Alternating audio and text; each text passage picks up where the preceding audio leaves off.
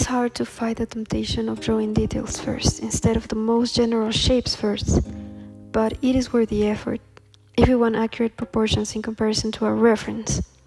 In my experience, to do this effort of observing the reference by extracting the general shapes gives the best results, if and only if we are aiming to have proportions that are really close to a reference.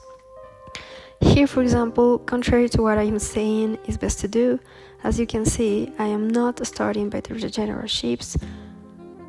Instead, I'm going straight into the details of the comb, which is not a good idea, even if I love the shapes of the comb.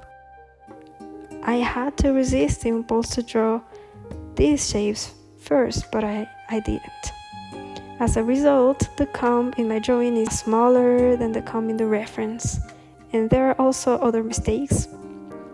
So across this short video, you will see comparisons of my 4 drawings with the reference image.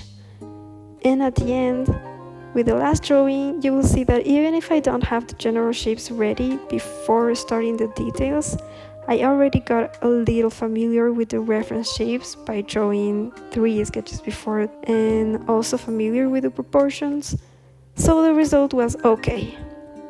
And I liked it, even if the proportions weren't fully correct.